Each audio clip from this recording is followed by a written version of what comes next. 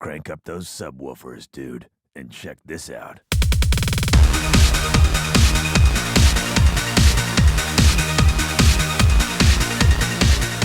Welcome to the Dallas Design Sprints podcast. My name is Robert Scrobe. On today's show, we're featuring Sandy Lam. She is a product designer and design sprint facilitator hailing out of Germany. This podcast was recorded a couple of months ago. I've been very tardy in getting this produced and ready. So this is just after we finished the Global Virtual Design Sprint, and Sandy had just been awarded the Most Valuable Practitioner Award by her peers in that event. So a lot of what you're going to hear is in context of that entire event. So enjoy, and we'll see you after everything's done. You are Sandy Lam. Yes. You are a product designer, though people would like to call you UX. You are indeed a true product designer, design sprinter. You're a system designer, and you're currently, and I'm going to probably butcher this, Leipzig, Germany, or Saxony, Germany? Leipzig. Oh, you can say it better than I can. Well. Any day of the way. I'll go run with that. Let's just run with that. You were born in Hong Kong. Yes. And you studied and worked in Canada, and now you're living in Germany. In fact, I'm still a Canadian. Oh, okay. So my question is do you like to travel? Yes, I love traveling. But it's funny because I actually didn't used to travel a lot. I thought I travel a lot, but then was a coworker from my ex-coworker from me, and he was asking me, where have you actually traveled? And then I just counted the places. And it seems like everywhere I travel was Asia. And then I was looking at the map. The map is huge. And then I just figured that I would just do a trip. You can call it like a mini world trip because I crossed, I think it was 4 continents. And that's kind of how I got started thinking moving to Germany. I see. Well, part of the reason why I bring up the travel as well is because we just had a conversation offline about how you traveled 9 hours to go see a particular person at a workshop, correct? Yeah. How early did you get up to travel 9 hours? It was it was 7 hours. Okay. It was just a driving trip. So how early? It started at night actually. So I am not a big fan of traveling in an expensive way. So whenever I could, I would sleep in the car. Wow. Yeah. So all this to see Stephen Cruchon at his workshop, right? So Stephen, if you ever listen to this podcast someday, understand that someone basically, you started at night, traveled there. Did you sleep in your car and then wake up and to go to the? Okay. So I would so drive a little bit and then take breaks and sleep a few hours and then drive again. Okay, so to summarize, you basically started out at night, you drove, you slept in your car, you basically got enough energy up to complete the trip all the way to the workshop in Vienna for Stephen Cruchon and basically be part of their workshop. The main reason why I'm having you as part of the podcast is because out of the 300 participants that were part of the Global Virtual Design Sprint in April, you were the one practitioner that was mentioned by your peers more than twice as much as your closest professional. Like meaning that out of the 60 or 70 entries that I received for people to be spotlighted or recognized for their contributions for their sprint teams and for what they did for the event, you basically were ahead by a 2-to-1 margin, which was not surprising, but was surprising in the sense that it was so vast a difference. Normally, I would have struggled if it was like maybe 1 or 2, but it was just a no-brainer. It wasn't even close. Part of it is because you were involved in, you said 5 different. 5.5. 5.5. Yes. And you were also the person that did a live broadcast on YouTube of one of the virtual design sprints that was kind of like a second one of the original team, and I was part of that. I remember being part of that live broadcast.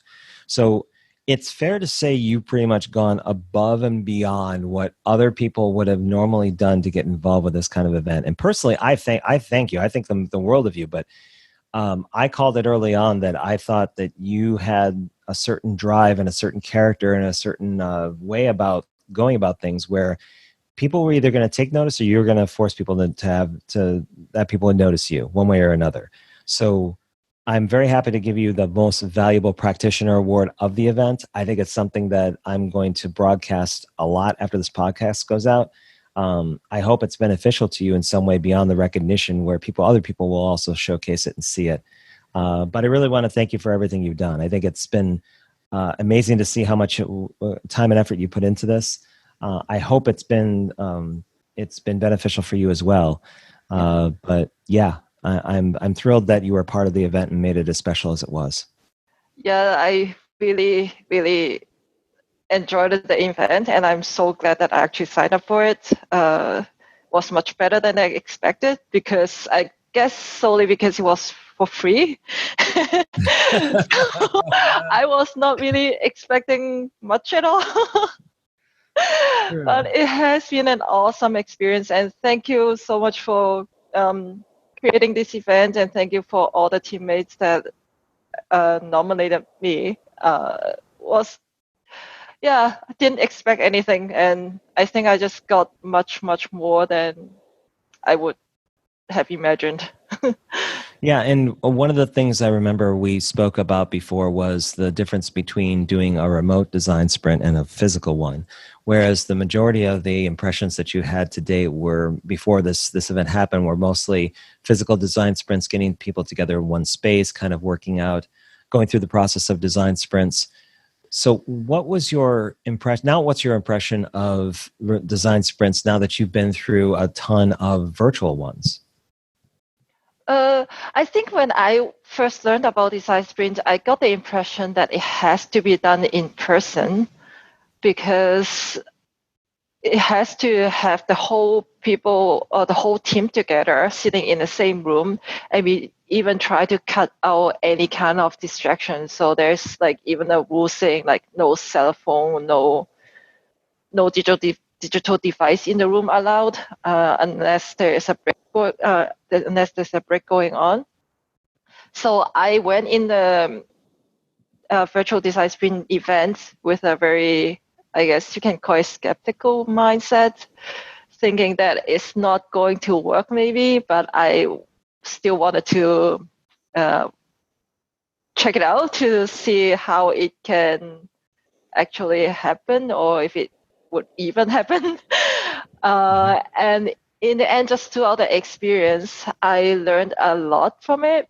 I would say my first design sprint was, the virtual design sprint was the biggest learning curve for me because I had no idea what I was doing. But thank you for the tips that you gave me. And then I just found out as soon as you get the right infrastructure set up and knowing a few tips and tricks, then it will come a long way. And in the end, I found out, or at least for myself anyway, I felt that doing a remote design sprint actually have much more benefits than doing it in person. What kind of benefits were apparent after you had gone through the process? So one of the things that I'm still using, I just did a remote workshop today, and I still use that technique that you showed us, which is using the mouse cursor feature in Miro. And basically what we had was we have everyone create a big map, and then we asked the team to say where how might we should belong in the map. And then we asked the team to just kind of move the mouse cursor to where they think it is, and then we move how might we to where most of the mouse cursors show up on the Miro. It's a little bit hard to explain unless you actually see it. But we have a live stream that you can watch and see how it actually worked. But it's something that I thought it was very, very effective because I could have imagined when I was running a Lightning Decision Jam in person or in a physical environment, I always struggle to say which. So we were doing the impact effort scale, and then I would ask the team, "What do you think this solution belongs on the scale?" And then people will try to argue like it should be this way and that way, and then start bringing up reasons, and then you will see like some people, they just kind of stand at the back and wouldn't even respond. And sometimes that can create a chaos or not even structured decision in a way. So, but having this mouse cursor feature in Miro and just seeing where the mouse cursors actually go, it just solved the problem really efficiently, I thought. So I'm still using that technique for any kind of remote workshops now. Besides that, I guess the biggest benefit would be not having to travel or bring the whole team together, because I'm working in a company that we actually do a lot of remote work. So our team, even just a small team, they are often spread into a few different time zones and different countries. So we almost do calls every day, and everything is done pretty much remotely. And I would not imagine that we could really easily arrange any design sprint or even any workshop in person, having the whole team together. So, yeah. Based on your experience, do you have a distinction in your mind between when you would opt for a physical design sprint or a design sprint with a lot of people in the same room versus a virtual one? If it's easily to form a design sprint in person, then yeah, why not go for it, right? It's every time good to meet people in person, in my opinion. And having to seeing like people physically is always have a different kind of feeling. But I would rather have a remote design sprint than not having one at all. So, I mean, if we need to already have to arrange 1 or 2 travels in order to have the team together, I already don't see a big difference there. I don't. Yeah, so I don't see a huge difference between the two. Like I don't see a huge difference between the two in terms of benefits. So if you can do it physically, great. If there is any obstacles or any doubts about doing it just because we cannot form a physical team, then I would not question it and just do it remotely. After going through all of the virtual design sprints that you've went through, are you more confident in your facilitation abilities? And would you like to continue doing facilitation in the future? Yes, definitely. I've learned tons from the experience. Specifically, I've learned a lot about doing workshops and running design sprints remotely. So I definitely feel a lot more confident about it. And the other thing I think I learned is it's interesting because today I just ran a remote workshop, and I was suggesting something, and then my design lead was asking me, "Do you really feel comfortable about doing it this way?" And I was thinking about it. Then at the end, I told him, "Do I really need to feel comfortable about doing it? Can I just feel not comfortable, but I still do it and try it?" So that's something that I think is you can say like a mindset thing that I actually learned from this experience. I think throughout the whole like different weeks of doing it, the first week I was quite worried about not bringing the whole team to the result that we wanted.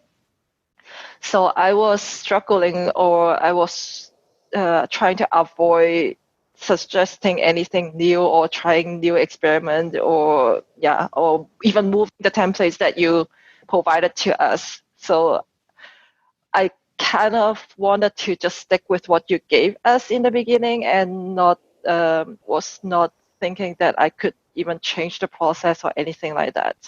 But throughout the whole experience, doing step by step, and I think you also witnessed that I changed a lot of the things on the Miro now, and even suggesting new ideas, and some works, some may not, but I found out that in the end, it doesn't necessarily, it's not like it doesn't have to be necessary. I feel comfortable in doing something in order for something to work. It was a natural occurrence for all the facilitators to adopt the mural that they were working in and customize it to their own preferences with working with their teams. That was a delightful consequence rather than being totally lost with a deer in the headlights look. You were a practitioner that said, this is okay, but it could be better. And you made such so many interesting changes that I remember wholeheartedly adopting your changes to the template as the default for the last 2 weeks of the month, because they were that good. They were very well explained. They had visual markers and everything. It was the entire reason why I open sourced literally everything, so that people, if they felt compelled to, could create their own environment to work in. Mm-hmm. Yeah, it was great. And I mean, even now, I'm still changing the template that that I created before. So it's still work in progress. I think it will never end, because in the end, I found out that every design sprint or every team is a little bit different. So I still adjust things along the way that way. So for your workshop that you had just gotten done with today, was it you broadcasting to a lot of other people remotely in a different room? Yeah. Half of us were in India, actually, and some were in different parts of Germany. We basically did a problem framing workshop, and I actually used your techniques that you mentioned, doing two different methods side by side and break the team down into two. And I was quite concerned at first, because I thought, two different methods, how can I even manage that, right? I think at some point, Sandy, you're going to stop putting that question in your head. You really are. It's just going to be, let's see what happens. And it's going to be less of a crisis of confidence and more of a, hey, let's just see what they do. Yeah, that's exactly it. And I feel like I now, I don't know, like after the whole experience, like the last couple of months, I have changed a lot. I felt like I now am more up to just doing it and experimenting and not feeling comfortable at something. And yeah, I kind of enjoy being in this not comfortable zone, I guess. That's kind of linked to why I'm still in Germany, I think. Could be. I mean, maybe you're just interested in learning like really a lot of foreign languages besides your native ones. So you're just going to go, let's go to France. Hey, let's go to Rome. Hey, let's go down to Texas and learn a Southern drawl. Hey, maybe we'll go to Vancouver and do some oi and basically accentuate your vowels. I mean, yeah, you can combine a love of travel with a love of learning different languages live. Could do that. I'm not a big language learner, and I don't really enjoy that. And German is super hard to learn. That's true. I've tried learning German, and it's difficult for me. Yeah. What I could say is that your tenacity to learn different things and to feel uncomfortable is probably going to be a trait that's going to serve you well. It served you well to date in just a year, just with the people that you met, the work that you've done. My only hope is that you get into the habit of what you've been doing lately, which is documenting, broadcasting, just trying stuff out, making a name for yourself, not necessarily for the company you represent, but getting a reputation for what you do. If you're confident with facilitation, if you showcase new technology in terms of how it could be done, and don't have to worry so much about failing. Failing's going to happen. That's just part of the process. But I could easily see you in a couple of years really just going bananas on so many different things where it's just like, I just need to subscribe to Sandy Lam to figure out what the hell she's going to do next. Yeah, the not afraid of failing is also something that I have learned recently. So I guess I don't worry a lot about failing, but still at the same time I always question like what can go wrong and stuff like that. But now I'm more or less concerned about that.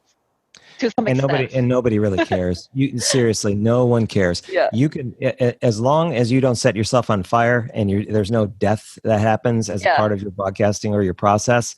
I think it'd be fine. I think, like I was telling somebody early this morning when I was talking to them, we really want to know your point of view.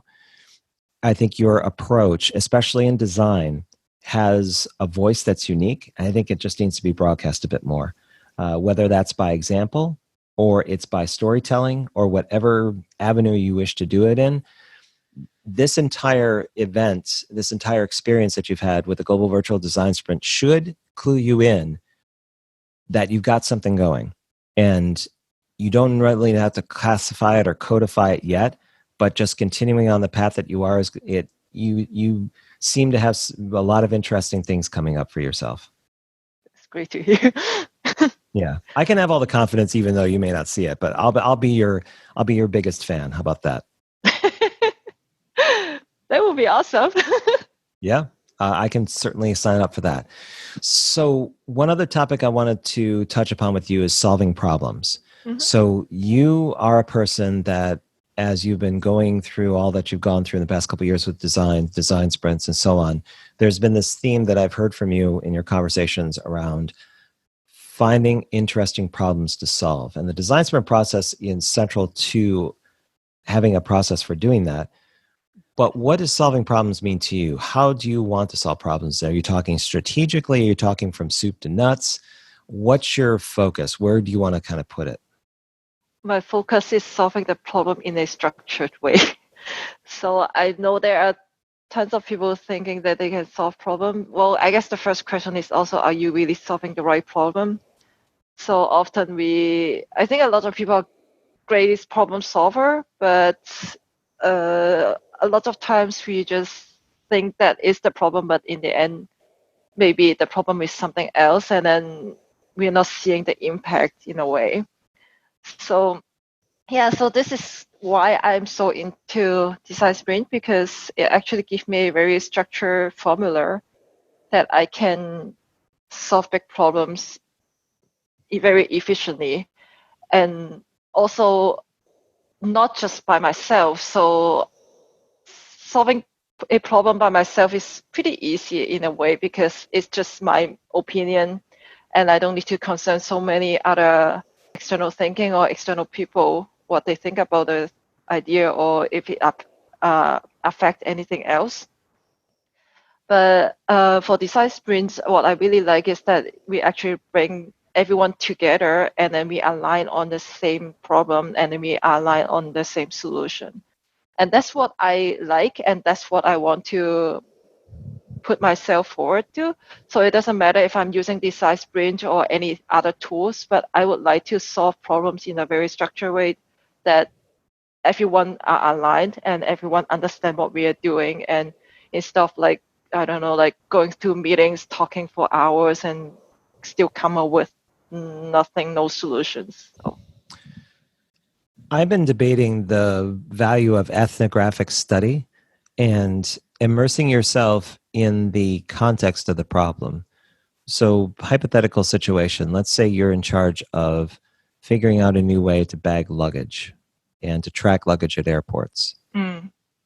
You could talk to a lot of experts that either work at airports, have been in the space for several years, maybe they're baggage handlers, the airlines themselves, and get a lot of perspectives as expert interviews. But there's the idea that you could go to the airport with permission and stay there and see how people use their luggage, how the handlers actually handle it, how long it stays in one space, the current systems people are using now. And I wonder if there's an argument to be made that, sure, the design sprint process is efficient in terms of time and execution, but there's been a lot been said about problem framing and understanding what you're solving for. Mm-hmm. Do you think ethnographic study would supplement everyone that's involved on the design sprint with proper context? Or do you think that sort of engagement would introduce a level of cognitive bias that would derail the design sprint that they would be on? if I were to promote ethnographic study as part of the engagement process for design sprints, is that giving the team too much information? Is it unnecessary? Or does it really enrich the perspectives of everyone working on the problem? I think it may be a little bit too much. Why do you say that? Because I feel like that the benefit of design sprint, or what actually makes design sprints work, is everyone is very open and there's nothing framed yet when you go in there. I mean, you will have a background, but very briefly, like what we are trying to solve, but nothing so detailed. And the process itself actually helps the whole team to find that already. So I think if we give the team already too much information in the beginning, it may kind of lead the team thinking in a way that instead of like letting the process to make the team drive, like make the team to actually drive the solution or drive the problem itself. So It would restrict their solutioning. It gives them constraints they normally wouldn't consider. yeah. Sometimes that's a good thing, though, for creativity if you do have constraints. That's an exercise that normally comes out of design sprints. Sometimes it's called constraint storming, where you think of all the barriers of certain things that would hold people back or to stop this particular solutions from happening. And then you go back and you measure which ones are bendable versus ones that are not. And that gives you a proper context into ideation and what you should consider. I think it's good to give some kind of structure and some background information. I guess that's also why we have this kind of like expert interview embedded in the design sprint process, because people don't necessarily know, or the team members don't necessarily know about the problem. Mm-hmm. But having the expert interviews, then we know about the problem, but not so much in detail that we already begin to think of what solutions we can use or what we can create. Got it. Yeah. So what's coming up for you in the coming months? What do you have planned in terms of your career, in terms of workshops? What do you have coming up in the horizon? I don't have a lot of planned actually, but I like to do a lot of things. That's kind of what I'm known for. Sometimes people think like they don't understand how I can do so many things all at once. Do you have a list of things that you want to do, and then you just kind of go, oh, well, I got some time coming up. Let's go ahead and put this on top. And Kind of. So one thing that I really, really liked in my life, I would say, is just keep learning the whole life. So whenever I see something interesting, I think that goes back to why I would drive like 7 hours to attend this workshop, because I just like to learn. And then I think it going there is not just attending the workshop for me. I also create a whole experience myself. So as long as I'm learning, as long as I have, I can create some experience to enrich my life, I'm pretty happy with that. So. And I also like to share what I have learned. So sometimes maybe I even share things too early, like before I'm even like, so you would call like an expert on the subject. But like as soon as I attend a workshop, I learn something, I like to share to my team or any people that I know of. So you told me before about your website, sandylamdesign.de. or .com, it's both. .com, either way. Yeah. Is a snapshot of what you used to be. Mm-hmm. That may be true, but that does give an indication of what kind of person you are from the design space. I'm sure that what's going to manifest now is going to be a representation of your facilitation, of your problem solving, of this phase of your career. And I think the more that you can take advantage of the technology and the ability to speak about your perspective now will benefit you greatly in the future. People are going to know about you through this event, the GVDS. But going forward in terms of like who you are and how you evolve as a professional, I think you should document more. I just think you should just kind of tell people what you think about and how you approach things. I never thought about that, because I every time just think about what actually matters to people. Like I never thought like people would be interested in the small things that I'm doing, like driving there, sleeping in the car, trying to find food at night, stuff like that. And well, it's also not just about what people want. Think of it as a way where if you go 5 years from now, and maybe your life's taken a different turn, maybe you're in a completely different type of mode, you can look back on this and say, yeah, I used to, that was when I did a road trip back then. Yeah, and that's that's true. something that people can look back and some of the stuff that you were learning about process. I think one thing I'm also struggling a little bit is that, there's like tons of different platforms right now, and I'm struggling often, like where I put the time in. Well, I use LinkedIn a lot. I'm actually on almost all platforms except Snapchat. I don't understand that. I don't know why. I tried it once or 2 times, but it doesn't seem like it's a thing for me. If we're looking in October of this year and we're going to do this whole big bet bundle of Global Virtual Design Sprint again, what's the one thing you would hope would happen with the event in October? What would you like to see? I would like to see that I get a chance to meet some of my teammates in person. In person? Yes. Wow. So I'm gonna have to step up my budget and fly out all the 2.0 teams together so I can do a physical sprint. Is that where this is headed? All this is virtual is just like it doesn't have to come from you either.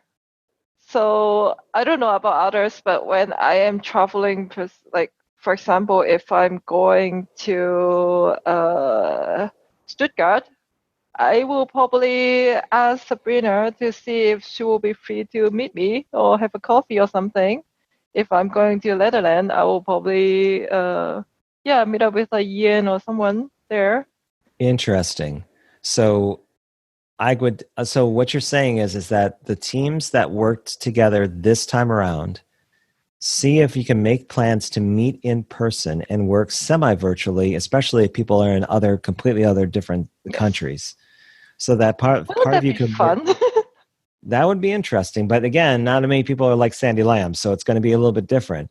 But you can throw it out there and see what people think. It's like for those that joined up, if you want to get together for another one, and if you're in close vicinity, maybe we entertain the possibility of making plans that some people are going to meet up for like an actual physical meetup and meet each other, and then do a virtual sprint, and then just have a laptop next to one another so that they're not that far away. It will be funny. Yeah, I don't know. I think I think it's really amazing how this design sprint thing actually bring people together. I don't know if you know about it, but people were like sad after the design sprint finished. They want to do more, or they feel like, I don't know. I also had the feeling myself. So every time I finish one team, I felt like, oh, now we are going away. Like, really, Yeah, I got that too. I got it from several people, but it just depends on if that camaraderie kind of gels through the first week. If people suddenly see a lot like getting together, working together, and it's a testament to the process. But I think, yeah, I agree with you. It's something where if we were to do it again, people would want to seek out and work with those same individuals because now there's a history. There's been validation that they can work together and work in the same space, and they respect each other's perspective and their professionalism. So it's an interesting thing. It almost feels like your one thing could be, whether or not it's physical or virtual, you re-invite back teams that worked very well together for another round in October. Yeah. So in fact, that's why we are doing this second design sprint from the first team now. So interesting. Yeah, so it may be a matter of scheduling, really, but giving people well in advance for them to schedule something, meaning that the team could potentially, the core team could meet together, and then would it be a wrong thing if they decided who else they wanted to add to the team? So if it was the team that you're working with now, with Jerome and everyone else, if you could choose who you wanted to bring into the team that you think would help, or that would be part of what you wanted to concentrate on, and we have a session previously so that all of you work out through a lightning decision jam what challenge you want to take on in October. So you literally write your own path that way. So I like the lightning decision jam idea. I think it will really make it our own design sprint. Correct. I'm not sure about choosing. As much as I like to work with the same people, I also like to meet new people. So yeah, I don't know. So maybe it could be a mix. Yeah. Maybe So it could be a mix of. I mean, if I get to choose, then I need to know the person if I want to choose him or not. But having people just come in the team randomly, like we have been doing, we just post it in the group and say, oh, we are doing another one, another design sprint. Who would like to join? And that way we meet new people, we bring in new members to the team, and we create a different dynamic. I think a mix is great. Yeah. Okay. Sandy, I really appreciate your time. Thank you very much for coming on the podcast. And again, congratulations on being the most valuable practitioner of the event in April. Unexpected for myself. Yes, but congratulations. Thank you. Thank you, everyone. And thank you for having me. Thank you for listening to the Dallas Design Sprints podcast. If you have a question or a comment, feel free to send me an email direct at robert@dallasdesignsprints.com. You can also find me on Pinterest, Twitter, Facebook, YouTube, and LinkedIn. If you'd like to be on the podcast, be sure and let me know by sending me an email to robert@dallasdesignsprints.com. Thanks for listening. See you next time.